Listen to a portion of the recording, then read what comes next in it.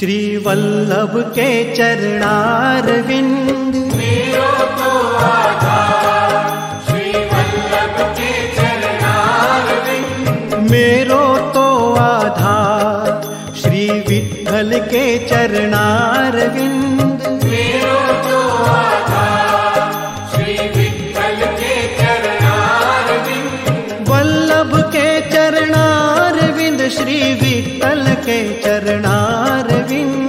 वल्लभ के चरणारविंद श्री विठ्ठल के चरणारविंद। हो मेरो तो आधार श्री वल्लभ के चरणारविंद। मेरो तो आधार श्री वल्लभ के चरणारविंद।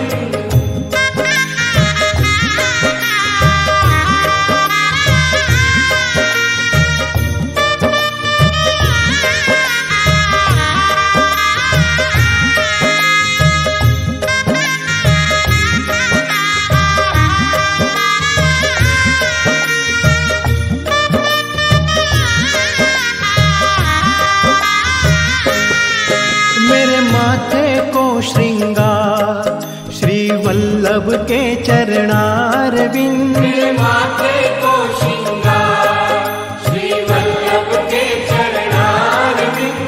मेरे गले को हार श्री वल्लभ के चरणारविंद। मेरे गले को हार श्री वल्लभ के चरणारविंद।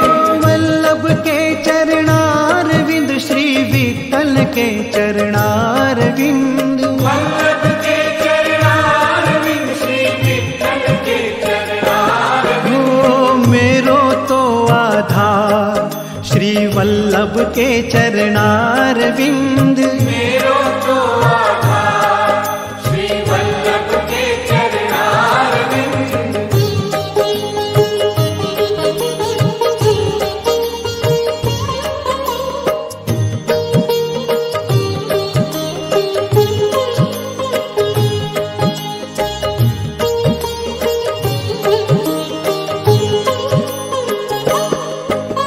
सर्व जगत को सार श्री वल्लभ के चरणारविंद। सर्व जगत को सार श्री वल्लभ के चरणारविंद।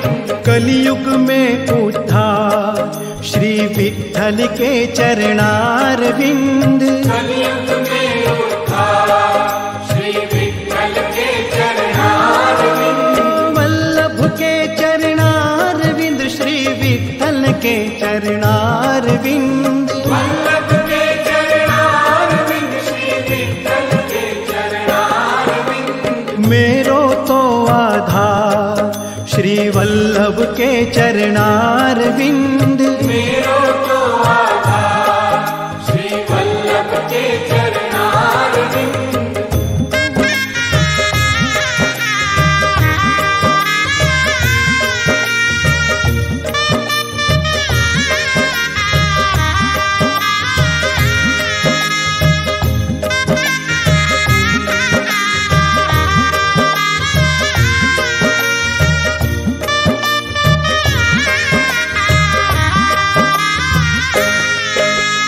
जाऊं मैं बलिहार श्री वल्लभ के चरणारविंद। जाऊं मैं बलिहार श्री वल्लभ के चरणारविंद। गाऊं वारंवार श्री विठ्ठल के चरणारविंद। गाऊं वारंवार श्री विठ्ठल के चरणारविंद। वल्लभ के चरणारविंद श्री विठ्ठल के चरणारविंद। वल्लभ के चरणारविंद श्री विठ्ठल के चरणारविंद। मेरो तो आधार श्री वल्लभ के चरणारविंद। मेरो तो आधार श्री वल्लभ के चरणारविंद। हो वल्लभ के चरणारविंद श्री विठ्ठल के चरणारविंद। वल्लभ के चरणारविंद श्री विठ्ठल के चरणारविंद। हो मेरो तो आधार श्री वल्लभ के चरणारविंद। मेरो तो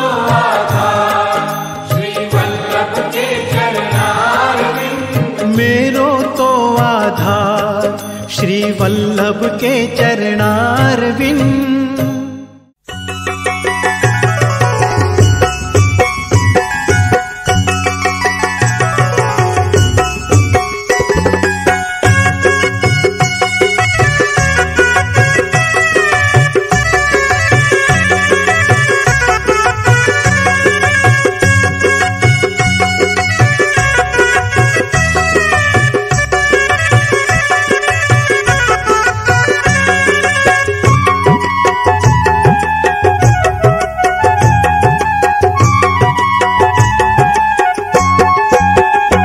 मंदिरिया सुना रे श्रीनाथ जी नी सेवा विना।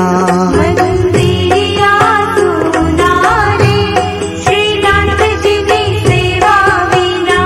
अंतरिया तल से रे श्रीनाथ जी नी झांकी विना। अंतरिया तल से रे श्रीनाथ जी नी झांकी विना। मंदिरिया सुना रे श्रीनाथ जी नी सेवा विना। मंदिरिया सुना रे श्रीनाथ जी नी सेवा विना।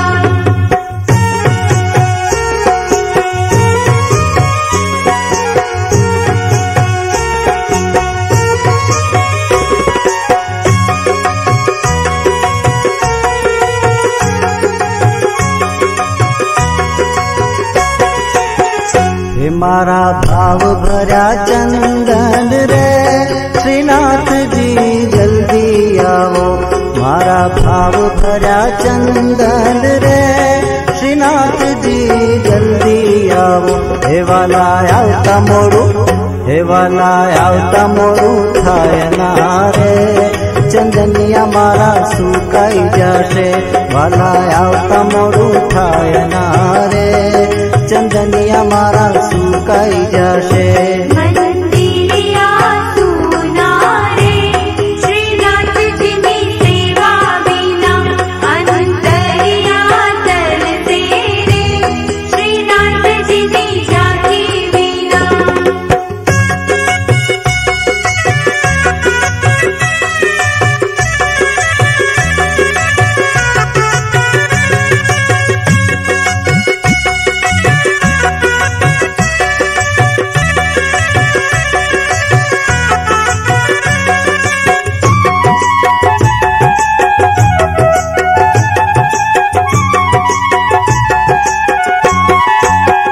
हे मारा भाव भरा हार ला रे श्रीनाथ जी जल्दी आओ। हे मारा भाव भरा हार ला रे श्रीनाथ जी जल्दी आओ। हे वाला आवता मोरू, हे वाला आवता मोरू थाय ना रे। के फुलड़ा मारा करवाई जासे, वाला आवता मोरू थाय ना रे। के फुलड़ा मारा करवाई जाशे। मंदिरिया सुना रे श्रीनाथ जी नी सेवा विना। अंतरिया तल से रे श्रीनाथ जी नी झांकी विना।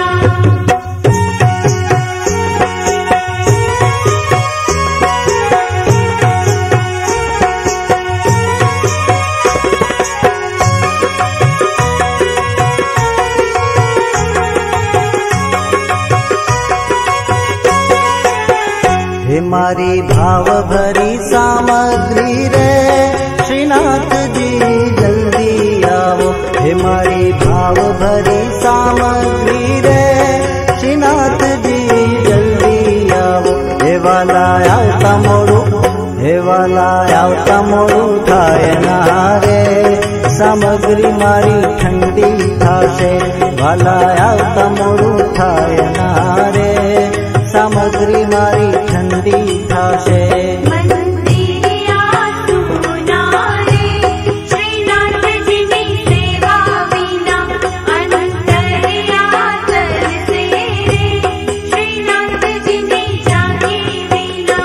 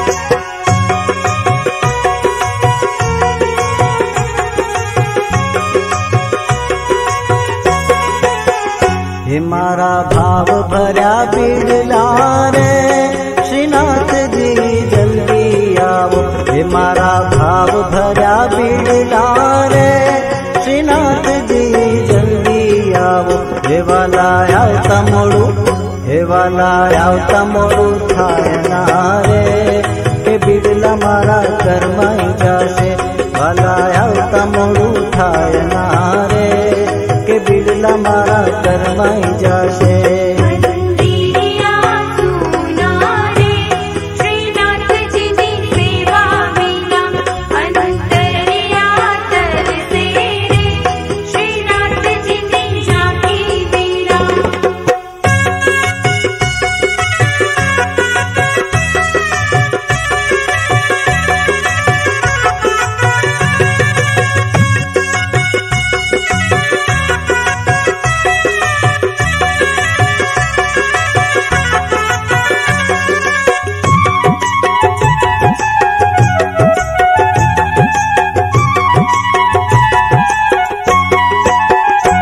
मारी भाव भरी आरती रे श्रीनाथ जी जल्दी आओ हे मारी भाव भरी आरती रे श्रीनाथ जी जल्दी आओ हे वाला आवता मोड़ू हे वाला आवता मोड़ू थाय ना रे के दिवड़ा मारा जाका पड़े वाला आवता मोड़ू थाय ना रे के दिवड़ा मारा जाका पड़े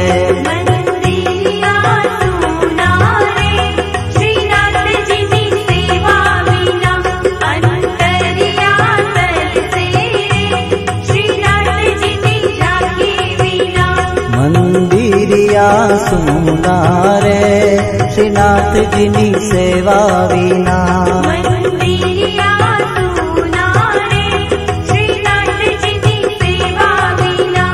अंतरिया तल से रे श्रीनाथ जी नी झांकी विना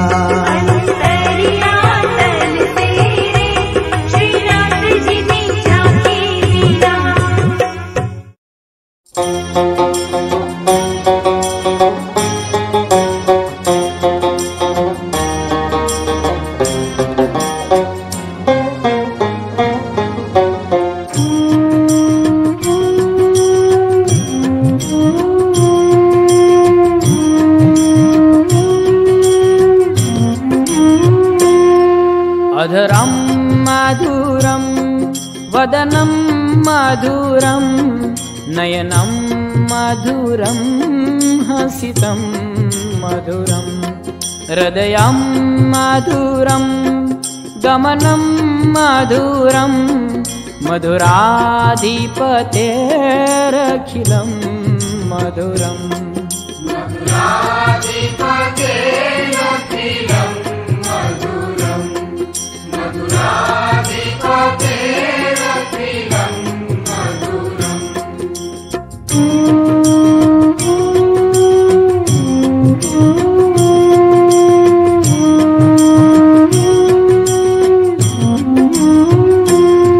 वचनं मधुरं चरितं मधुरं वसनं मधुरं वलितं मधुरं चलितं मधुरं भ्रमितं मधुरं मधुराधिपतेरखिलं मधुरम्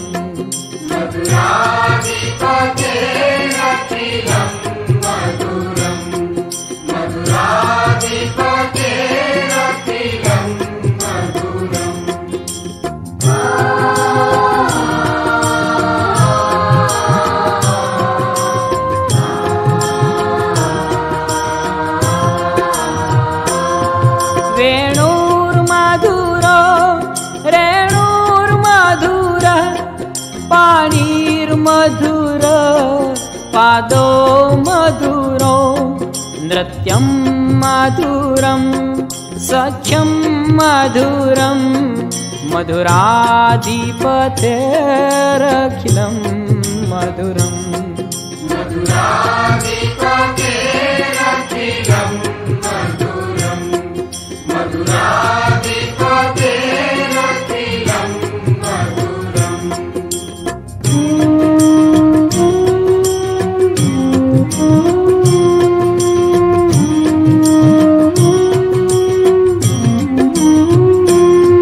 गीतं मधुरं गीतं मधुरं उक्तं मधुरं सुप्तं मधुरं रूपं मधुरं तिलकं मधुरं मधुराधिपतेरखिलं मधुरम् मधुराधिपतेरखिलं मधुरं मधुराधिपतेरखिलं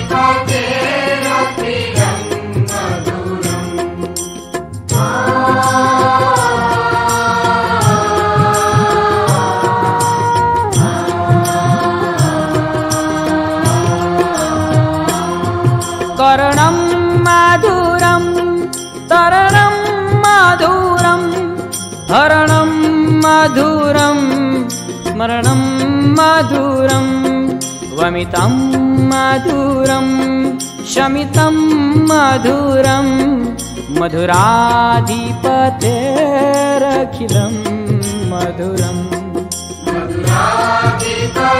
मधुराधिपतेरखिलं मधुरं मधुराधिपतेरखिलं मधुरम्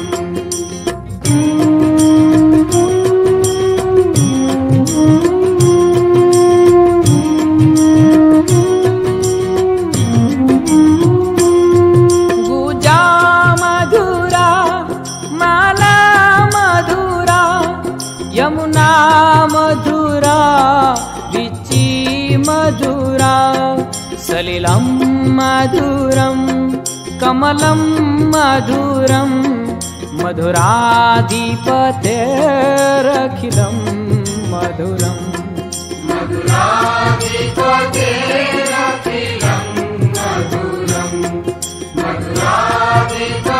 मधुराधिपतेरखिलं मधुरम्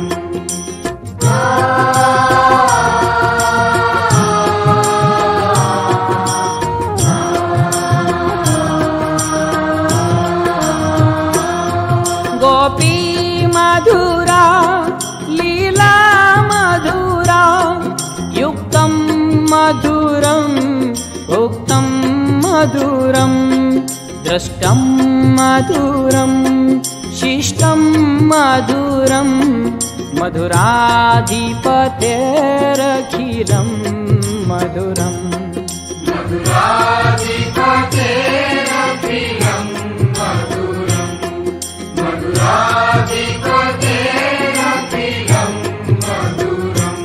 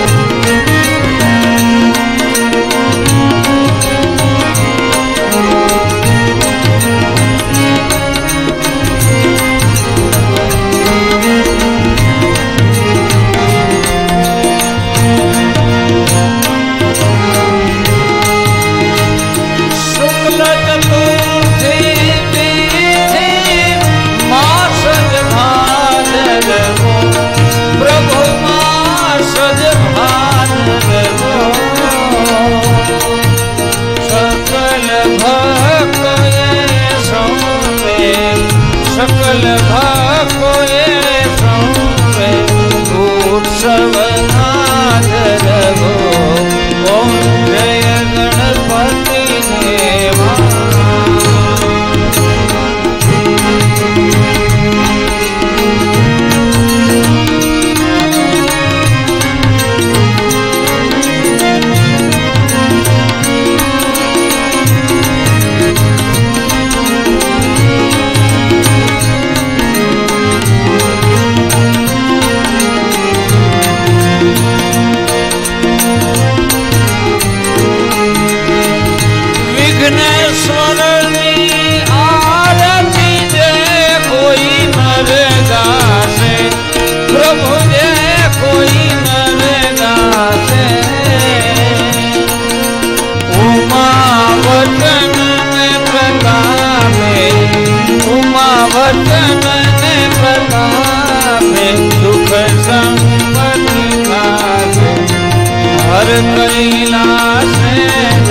श्री गणपति दुख हरते ओम जय गणपति देवा जय गणपति देवा प्रभु जय गणपति देवा प्रथम तुम्हारी पूजा प्रेम करी तारी सेवा करिए तारी सेवा ओम जय गणपति देवा ओम जय गणपति देवा ओम जय गणपति देवा गुरु गौरम करुणामयकारम संसार सारम सदा वसंतम हृदयाय विद्ये भवं भवानी सहितं नमामि सर्वमंगल मांगल्ये शिवे सर्वार्थ साधिके शरण्ये त्र्यंबके गौरी नारायणी नमोस्तुते नारायणी नमोस्तुते नारायणी गणपति महाराज भागवत जी भगवान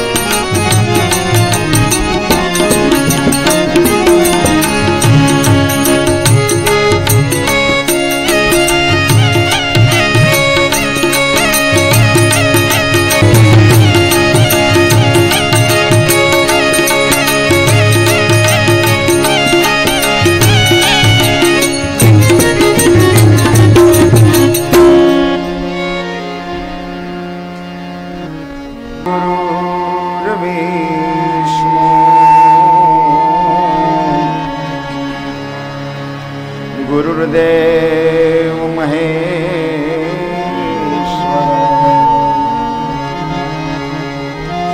गुरुर्साक्षात् परं ब्रह्मा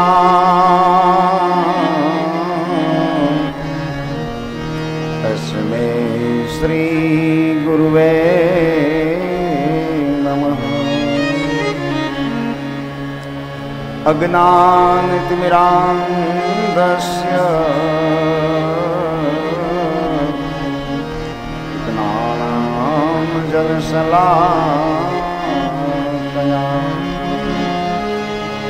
चक्षुरुन्मीलितं येन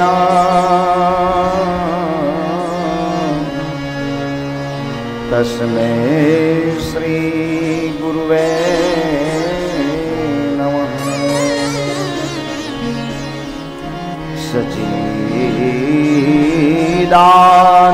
सच्चिदानन्दरूपाय विश्वोत्पत्त्यादिहेतवे तापत्रय विनाशाय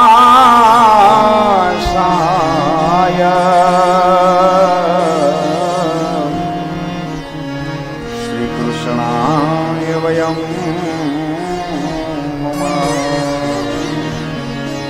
नारायणं नमस्कृत्यं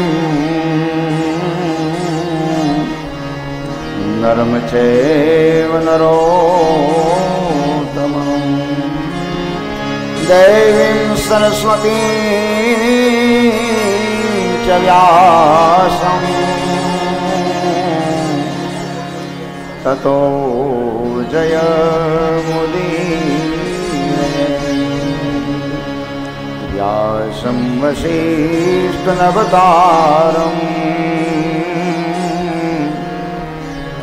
शक्तिपुत्रात्मकल्मषम् पाराशर्यात्मजं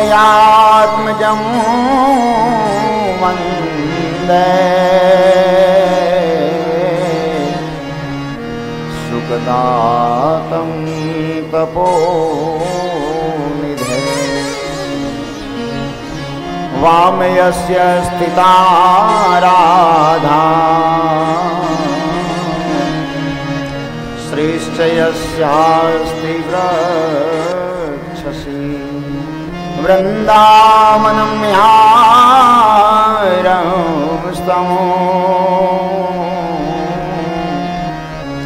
श्रीकृष्णं हृदि चिन्तये। श्रीमद्भागवताख्योऽयम्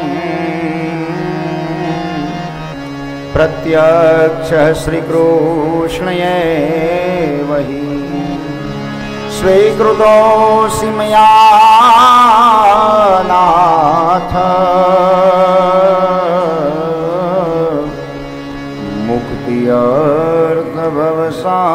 मुक्त्यर्थभवसागरे। स्वीकृतोऽसि मया नाथ मुक्ति अर्थ भवसागरे।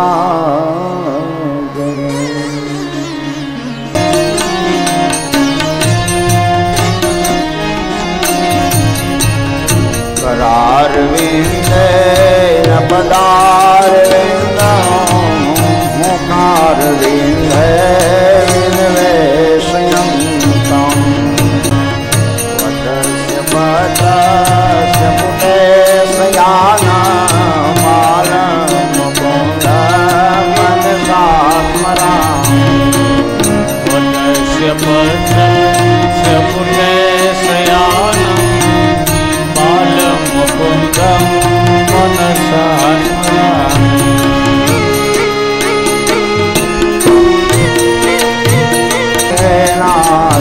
नारायण वासुदेवा श्रीकृष्ण गोविन्द हरे तदेव बसवा धृत में तदेव श्री गोविंद दामोदर माधवे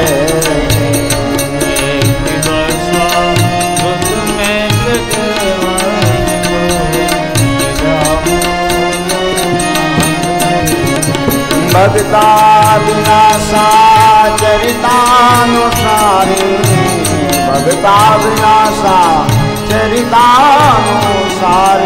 दुर्गदारि चोरेण सोनिसारी भगता विनाशा चरितानुसारी दुग्धादि चोरेण सोनिसारी मम प्रभु श्री गिरिराजधारी मम प्रभु श्री गिरिराजधारी मम प्रभु श्री गिरिराजधारी मम प्रभु श्री गिरिराजधारी मम प्रभु श्री गिरिराजधारी नारायण नारायण नारायण नारायण नारायण नारायण देवकी नारायण नारायण नारायण देवकी नारायण नारायण नारायण सूर्य नारायण नारायण नारायण सूर्य नारायण नारायण नारायण सत्य नारायण नारायण नारायण सत्य नारायण नारायण नारायण श्रीमन नारायण नारायण नारायण नारायण नारायण नारायण श्रीमन नारायण नारायण नारायण नारायण नारायण नारायण नारायण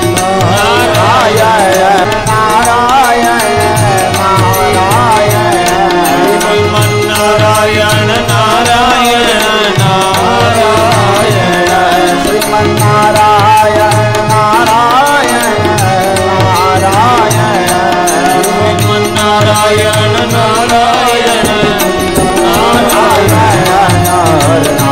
नारायण नारायण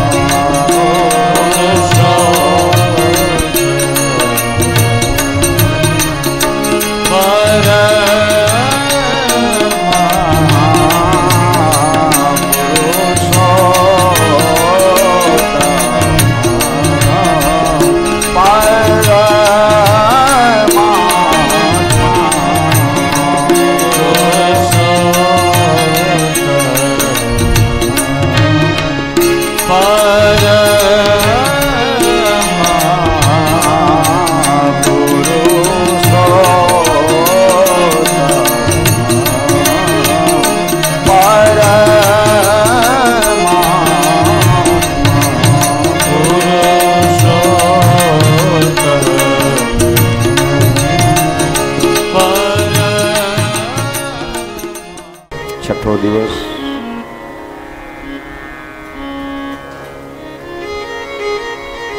યજમાન શ્રી નિકુલભાઈ નડિયાપરા તેમજ નડિયાપરા પરિવાર તરફથી આયોજિત આ ભાગવત કથા, જેનો આજે છઠ્ઠો દિવસ અને એમાંય દશમ સ્કંદ પ્રકરણ ચાલી રહ્યું છે. પ્રેમ લક્ષણા ભક્તિ. નવધા ભક્તિ તો બરાબર, પણ 10મું લક્ષણ ભક્તિનું એટલે પ્રેમ. એ પ્રેમ લક્ષણા ભક્તિ દશમ સ્કંદ પ્રકરણ, ભગવાનની દિવ્ય બાળલીલા આપણે પ્રવેશ કરવા જઈ રહ્યા છીએ. એ પ્રકરણ છે રાસ પંચાધ્યાયી.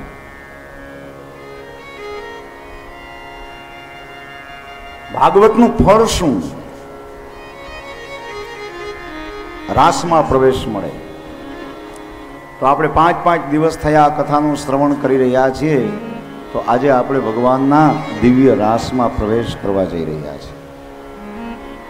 એટલે આજના મંગલમય પાવનકારી પ્રસંગે આપ સૌ ઉપસ્થિત શ્રોતાઓ, માતાઓ, બહેનો, વડીલો, પરમ ભગવદીય, પરમ વૈષ્ણવો, પરમ ભક્તજનો, બહાર ગામથી પધારેલા આમંત્રિત મહેમાનો, ખોડાપીપર ગામ એના સમસ્ત ગ્રામજનો, બંને ગોપી મંડળના તમામ સભ્યો, બહેનો, આપ સૌનું યજમાન તરફથી, પરિવાર તરફથી હાર્દિક સ્વાગત કરી વ્યાસપીઠ ઉપરથી આપ સૌને મારા જય શ્રી કૃષ્ણ, જય શ્રી હરિ. વધારે આનંદો કાલે જે વરસાદની હવે જે શરૂઆત થઈ ગઈ છે, જેની જોતાતા રાહ એ અમને માર્ગમાં હામા મળ્યા. પછી ઉઘડા હૈયાના દ્વાર, પછી એમાં કૂચી ન હોય કામનું, જેની આપણે કાગડોળે રાહ જોઈ રહ્યા હતા. વરસાદ વરસાદ વરસાદ, અને કાલથી શરૂઆત થઈ ગઈ. એટલે ખૂબ જ પરમાત્માની પણ આપણા ઉપર કૃપા છે. અને કાલનો પ્રસંગ એ કેવો, ગોવર્ધન લીલા. ઇન્દ્રએ જ્યારે વ્રજની ભૂમિ ઉપર કાળો કેર વર્તાવી દીધો અને અહીંયા કડાકા ભડાકા થયા, પછી રાતે થયા કડાકા ભડાકા. આપણે એડવાન્સમાં કર્યા, આપણે એડવાન્સમાં કડાકા અને વીજળી, એનું પુનરાવર્તન પાછું રાતે થયું. એટલે બહુ આનંદની વાત છે. પરમાત્માની બહુ અનહદ કૃપા કહેવાય. એટલે સારું છે, ભલે જેટલો વર્ષે એટલો લાભમાં છે. બહુ સરસ, પરમાત્માની અનહદ કૃપા કહેવાય. અને આવા માહોલની વચ્ચે કથા શ્રવણ કરવી એ એક જીવનનો લાવો છે. કેવું સરસ મજાનું વાતાવરણ છે. જો ગરમી તો છે જ નહીં જરાય. આજનું પ્રકરણ તો અદ્ભુત છે. આજની કથા પ્રસંગ કેવો અદ્ભુત પ્રસંગ. રાસ પંચાધ્યાયી, 5 અધ્યાય, 29, 30, 31, 32 અને 33. આ દશમ સ્કંદના જે 5 અધ્યાય છે એને રાસ પંચાધ્યાયી કહે છે. આ ભાગવતના પંચ પ્રાણ છે. કારણ કે હૃદય છે, દશમ સ્કંદ શ્રીજી બાબાનું હૃદય છે. અને હૃદયમાં જ પંચ પ્રાણ હોય. એ આપણા હૃદયમાં પણ 5 પ્રાણ છે, જેના કારણે આપણું હૃદય ધબકે છે. એમ શ્રી ભાગવત દશમ સ્કંદ રૂપી હૃદયમાં પણ આ પંચાધ્યાયી, રાસ પંચાધ્યાયી એ ભાગવતનો પ્રાણ છે. એટલે હવે આપણે રાસ પંચાધ્યાયી પ્રકરણમાં પ્રવેશ કરવા જઈ રહ્યા છીએ. કાલે 28 અધ્યાય દશમ સ્કંદના પૂર્ણ થયા. ગોવર્ધન લીલા, જ્ઞાન અને ભક્તિની દિવ્ય કથા એટલે ગોવર્ધન. ઇન્દ્રના ઘમંડને ચકના ચૂર કરી અને જે સાત્વિકતા અપનાવી પરમાત્માએ સત્વ ગુણનો મહિમા જગતને બતાવ્યો, એ ગોવર્ધન લીલા. ભગવાને ગિરિરાજ ગોવર્ધન ધારણ કરી અને જગતને બતાવ્યું કે કોઈ પણ કાર્ય નાનું નથી, કોઈ પણ કાર્ય મોટું નથી. યોગ્ય સમય અને કુશળતા પૂર્વક કરવું એનું નામ કર્મયોગ. આ ગીતાનો કર્મયોગ. હવે એટલો બધો મુશળધાર વરસાદ જ્યારે વરસ્યો ત્યારે ભગવાને ડુંગર ઉપાડવા જેવું, પર્વત ઉપાડવા જેવું કામ કર્યું. આ તો એક રૂપકના અર્થમાં છે આ કથા, પણ હકીકતમાં અધ્યાત્મ અર્થથી જો આપણે એનું અર્થઘટન કરીએ તો એ સમયે વ્રજવાસીઓને બચાવવા માટે, સૌ કોઈના માલ ઢોરને બચાવવા માટે પરમાત્માએ જે મહેનત કરી, પરિશ્રમ કર્યો, એ પર્વત ઉપાડવા જેવું મહાકઠિન કાર્ય હતું. આ અર્થની અંદર ગોવર્ધન લીલા છે. પણ એ ક્યારે બને? સાત્વિકતા જીવનની અંદર હોય, સદવિચારો હોય તો. ઇન્દ્રના અહંકારને દૂર કરવા માટે પરમાત્માએ ગિરિરાજ ગોવર્ધન લીલા કરી. અને હવે સુખદેવજી મહારાજ વર્ણન કરે છે કે હે રાજા, આવ હવે હું તને ભગવાનના દિવ્ય રાસની ઝાંખી કરાવું. રસો વૈતિ રાસ. સંસારના કોઈ રસની વાત નથી, પણ અલૌકિક રસ જેમાં છે ઈ રાસ, જેની અંદર કીર્તન છે, જેની અંદર નૃત્ય છે, જેની અંદર સંગીત છે, એવો રાસ ભગવાનનો અલૌકિક રાસ.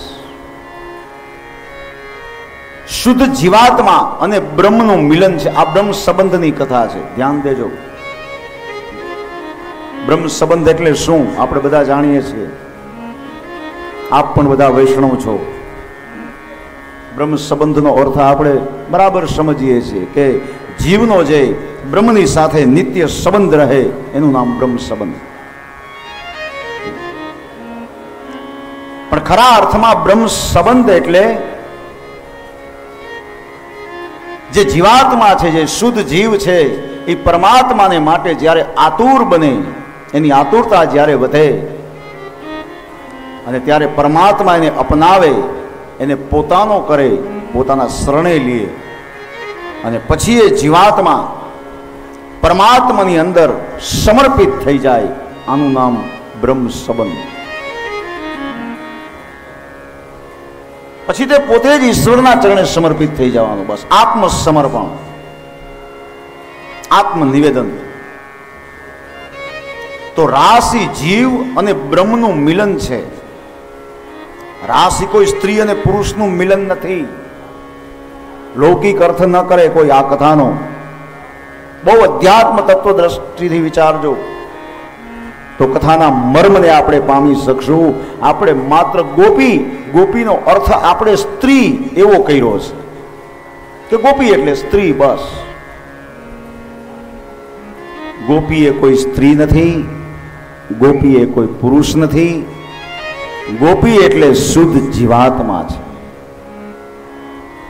આ ભેદ આપણા મનમાંથી નીકળી જાય તો રાસની અંદર આનંદ આવે. ગોપીનો શબ્દ જે છે એનો અર્થ આપણે જોઈએ તો ગો એટલે ઇન્દ્રિયો. એક અર્થ ઇન્દ્રિયો પણ થાય. પી એટલે પીવું. પોતાની એક એક ઇન્દ્રિય દ્વારા ભક્તિ રસનું પાન કરે એવો જીવ એને ગોપી કહેવાય. સામાન્ય અર્થ ગોપીનો આ થાય. આપણી આંખ દ્વારા આપણે હરિની ઝાંખી કરીએ, જીભ દ્વારા આપણે પરમાત્માના નામનું રટણ કરીએ, સ્મરણ કરીએ, ભગવત સ્મરણ કરીએ, કાન દ્વારા આપણે ભગવત કથા શ્રવણ કરીએ, તો એ જીવાત્મા એ ગોપી છે. પછી એ સ્ત્રી પણ હોઈ શકે, પુરુષ પણ હોઈ શકે. આ ગોપી. અને સુખદેવજી મહારાજે તો ગોપીના અનેક ભેદો કહ્યા છે. ગોપી એટલે કોઈ સામાન્ય જીવ નથી. ગોપી એટલે ઋષિ રૂપા ગોપી, સાધન સિદ્ધા ગોપી, અન્ય પૂર્વા ગોપી, અનન્ય પૂર્વા ગોપી, આ બધા ગોપીના પ્રકારો છે. મોટા મોટા ઋષિ મુનિઓ પણ વ્રજની અંદર ગોપી બનીને આવ્યા, કારણ કે ભગવાનનું સાનિધ્ય ને સેવવું. યોગીઓ પણ જે બ્રહ્મને પ્રાપ્ત ન કરી શકે એવા યોગીઓ પણ ગોપી બની અને ગોકુળમાં આવ્યા, જેથી કરી પરમાત્માનું સાનિધ્ય મળે. પણ એક નામ, એક પદવી જે સુખદેવજી મહારાજે ગોપીને આપી છે એ તો અદ્ભુત છે, પ્રેમ સંન્યાસિની. ગોપી એટલે પ્રેમ સંન્યાસિની. સુખદેવજીના શબ્દમાં ગોપીને સંબોધન થયું. પ્રેમરૂપી સંન્યાસ જેને ગ્રહણ કર્યો છે એવો જીવ એટલે ગોપી. ન્યાસ એટલે છોડી દેવું. સંન્યાસનો અર્થ થાય કે બધું ત્યાગવું, સમર્પણ કરવું, મનથી ત્યાગવું. સંસારના તમામ ભૌતિક સુખોને છોડી અને જ્યારે ગોપીઓએ પ્રેમનો સ્વીકાર કર્યો, એ પ્રેમ સંન્યાસની ગોપી. રાસ પંચાધ્યાયના પહેલા અધ્યાયમાં ચીર હરણ લીલા આવે છે. ચીર હરણ લીલા વ્રજની અંદર 4-5 નાની 4-5 વર્ષની બાલિકાઓ કાત્યાયની દેવીનું વ્રત કરે છે. વ્રજમાં કાત્યાયની દેવીનો વ્રતનો બહુ મહિમા છે. એ જ વ્રત આપણે અહીંયા કચ્છ કાઠિયાવાડ ગુજરાતની અંદર જેને ગૌરી વ્રત કહે છે, નાની નાની બાલિકાઓ 60 મહિનાની અંદર જે વ્રત કરે ગૌરી, એ જ વ્રત વ્રજમાં કાત્યાયની વ્રત તરીકે પ્રસિદ્ધ છે. આમ તો બંનેમાં આદિ શક્તિમાં પાર્વતીની જ ઉપાસના છે. તો એવી નાની નાની બાલિકાઓ છે, યમુનાના કિનારે જાય, રેતીનો ઢગલો બનાવે, પછી કંકુ, ચોખા, અબીલ, ગુલાલ, પુષ્પ વગેરેથી એની પૂજા કરે. હે મા ભગવતી, હે જગદંબા, અમને કૃષ્ણ મળે. બસ આ બાલિકાઓના મનની અંદર એક ઈચ્છા હતી કે અમને કૃષ્ણ પ્રાપ્ત થાય, અમને એના ચરણોની અંદર સેવા કરવાનો અધિકાર મળે, બીજું અમારે કાંઈ નથી જોયું. 4-5 વર્ષની ઉંમર છે આ ગોપીઓની. જો જાજી ઉંમર, પુખ્ત વય નથી, બાલ્યાવસ્થા છે, નિર્દોષ અવસ્થા છે. આ અવસ્થાની અંદર એ પરમાત્માની પાસે શું માગે છે કે હે પ્રભુ, અમને તમારું સાનિધ્ય મળે. નિર્દોષતા છે, કોઈ જાતનો દ્વેષ નહીં, કોઈ જાતનું કપટ નહીં, કોઈ જાતની કામના નહીં. આમાં ક્યાં અશ્લીલતા છે? ચીર હરણ લીલા સમજાઈ જાય ને એટલે રાસની દિવ્ય જે કથા છે ને એના સિદ્ધાંતો, એનો મર્મ સમજાઈ જાય. ઘણી વખત આપણે કહેતા હોય કે ભગવાનને આવું શું કામે કરવું પડે, આમાં ક્યાં ધર્મ છે? ગોપીઓના વસ્ત્ર લઈ કનૈયો કદમના વૃક્ષ ઉપર ચડી ગયો. પણ ખરેખર આ કથા માત્ર કથા નથી. સિદ્ધાંતિક રીતે આ કથાનું તત્વ જ્ઞાન બહુ સમજવાની જરૂર છે. કથા એવી બતાવી છે કે ગોપીઓ જ્યારે પોતાના વસ્ત્રો કિનારા ઉપર મૂકી યમુનામાં જ્યારે સ્નાન કરે છે અને ત્યારે કનૈયો આવી એ વસ્ત્રો ચોરી અને કદમના વૃક્ષ ઉપર ચડી જાય છે. ભગવાને ચીર હરણ કર્યું છે. પણ એ કયા વસ્ત્રો હતા એ બહુ સમજવાની જરૂર. આ તો એક રૂપકના અર્થમાં બતાવ્યું છે આ કથા. ભાગવતમાં જે જે પ્રસંગ, જે કથાઓ છે ને એ બધી એક રૂપક છે, દ્રષ્ટાંત છે. એનો સિદ્ધાંત બહુ સમજવા જેવો હોય, એનું અર્થઘટન કરવું પડે. વસ્ત્ર એટલે વાસના. ભગવાને વાસના હરી છે. જીવની જે ઈચ્છાઓ હોય, જીવની જે ઉત્કંઠાઓ હોય, સંકલ્પો અને વિકલ્પો હોય, એનું હરણ કર્યું છે પરમાત્મા. યમુના છે એ ભક્તિ છે, ગોપી છે એ જીવ છે. જીવ જ્યારે ભક્તિ રૂપી રસની અંદર જ્યારે સ્નાન કરે ત્યારે એના વાસના રૂપી વસ્ત્ર દૂર થવા જોઈએ. પરમાત્માએ કૃપા કરી અને જે જીવ અને ઈશ્વરની વચ્ચે જે અવરોધ રૂપ જે પડદો છે એ પડદો ભગવાને હટાવી દીધો. જીવ અને બ્રહ્મની વચ્ચે કોઈ જાજુ અંતર નથી, પણ એની બંનેની વચ્ચે ક્યારેક માયારૂપી પડદો આવી જાય, ક્યારેક અહંકાર રૂપી પડદો આવી જાય, ક્યારેક દ્વેષ રૂપી પડદો આવી જાય, તો એ જીવ અને બ્રહ્મનું મિલન થઈ શકતું નથી. જ્યાં સુધી આવા પડદાઓ છે ત્યાં સુધી આપણે બ્રહ્મની સાથે મળી નહીં શકીએ. એ પડદાને હટાવવાની જરૂર છે. આવા પડડો એ આપણા ભક્તિ માર્ગની અંદર અવરોધ રૂપ થાય છે.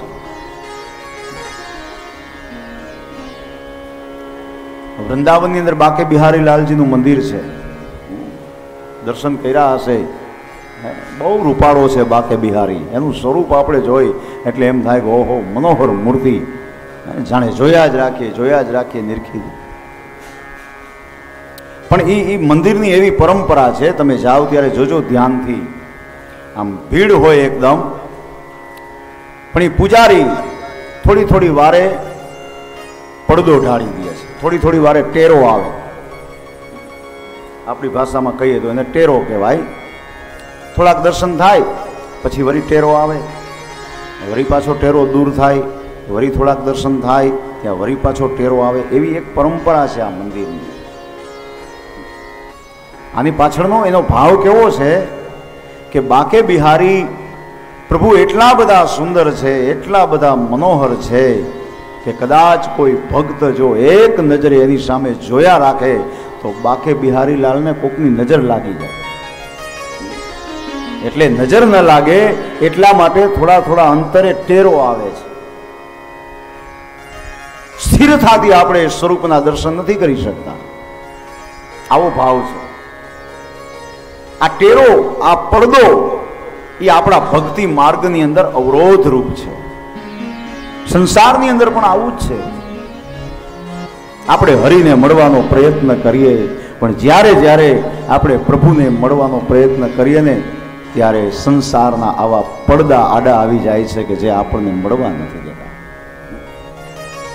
માયા રૂપી પડદા, અજ્ઞાન રૂપી પડદા, ઈર્ષા રૂપી પડદા, આ બધા પડડો છે. એને મિટાવવાની જરૂર છે. જીવ અને બ્રહ્મનું મિલન તો થાય. રાસનું ઈ રહસ્ય છે. અને પછી તો એ બાલિકાઓ કહે છે કે હે કનૈયા, અમને તમારી સેવા પ્રાપ્ત થાય, બસ તું અમારો સ્વીકાર કર. કૃષ્ણએ કીધું કે હે ગોપીજનો, તમારી ઈચ્છા જરૂર પૂર્ણ થશે, પણ એના માટે તમારે પ્રતીક્ષા કરવી પડશે. આજથી 1 વર્ષ પછી જ્યારે શરદ પૂનમની રાત હશે અને ત્યારે વૃંદાવનની અંદર હું વેણુનાદ કરીશ અને ત્યારે તમે મારી પાસે આવજો. હું તમને મારા મહારાસનું દાન કરીશ. આ ચિરહરણ લીલા, રાસ લીલાનું પ્રવેશ દ્વાર છે આ. ત્યાર પછી 1 વર્ષ પરિપૂર્ણ થયું. સરસ મજાની ઋતુ, શરદ ઋતુ આવી અને એમાંય આસો માસ, શુક્લ પક્ષ અને પૂનમ્યામ તિથિ, જેને આપણે શરદ પૂનમ કહીએ, અને એમાંય શરદ પૂનમની એ મધ્યરાત્રિનો સમય. આકાશમાં ચંદ્રમા 16 કળાએ જ્યારે ખીલા છે, મંદ સુગંધિત શીતળ સરસ મજાનો 3 પ્રકારનો વાયુ વાઈ રહ્યો છે. આવા સમયે કૃષ્ણએ વૃંદાવનમાં વેણુનાદ કર્યો અને એ વેણુનાદ ગોપીઓએ પોતાના ઘરની અંદર સાંભળો.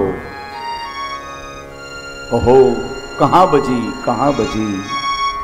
અને એ વેણુનો સ્વર જે રેલાયો વાતાવરણને પુલકિત કરી દીધું. શું જાદુ હશે સ્વરમાં. વૃંદાવનના એ ઝાડવા ડોલવા લાગ્યા. મધ્યરાત્રિના સમયે પંખીઓનો કલરવ શરૂ થયો. ગાયો ભાંભેડા નાખવા માંડી. વેણુ નાદ સાંભળી